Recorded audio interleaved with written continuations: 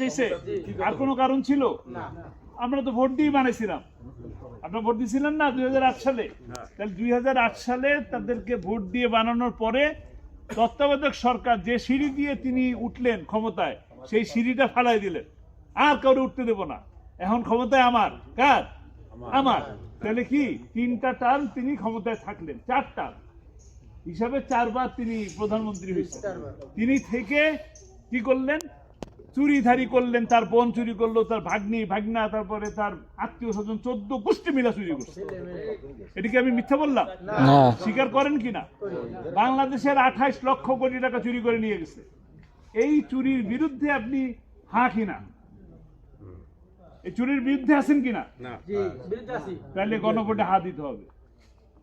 যদি মনে করেন যে আপনারা আমাকে এমপি বানাই দিলেন, আমারে 10 বছর 5 বছরের জন্য বানালেন, দ্বিতীয়বার আমি আপনাদের ধাক্কা মাক্কায় আবার থাকলাম, ঠিক আছে?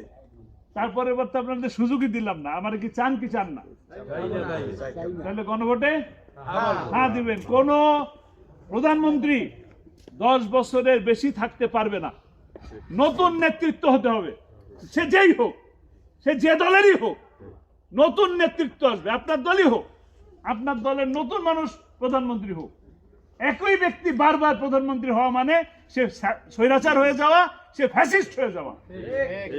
কথা কি ভুল বললাম? গণভোটে কি দেবেন? বুঝছেন কিনা? তাহলে গণভোটে কি দেবেন? হ্যাঁ,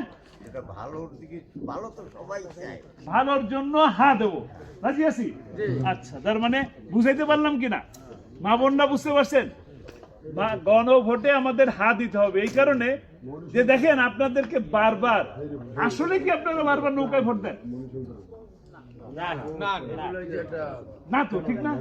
আমি বিশ্বাস করি না, কারণ আমি নিজের চোখে দেখছি। আল্লামা সাইদি যে এমপি হয়েছেন, হিন্দুদের ভোট দিয়ে তো এমপি হয়েছেন, মুসলমানের ভোট যেমন পাইছেন, হিন্দুদের ভোটও তো পাইছেন।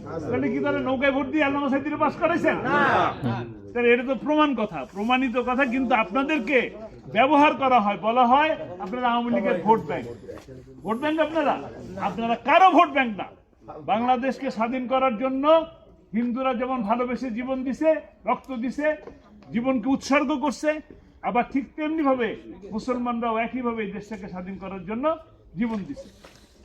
কাজে এই দেশটাকে তো আপনারা সকলে ভালোবাসেন, কিন্তু একটু চিন্তা করে দেখেন যে আপনার সম্পদ, আপনার ঘর, আপনার ভিটাবাড়ি, আপনার খ্যাতি জমি, আপনার সংসারের মধ্যে আপনার উপযুক্ত কন্যা সন্তান অথবা বোন, এদেরকে ক্ষতি অথবা ডিস্টার্ব অথবা ইফতি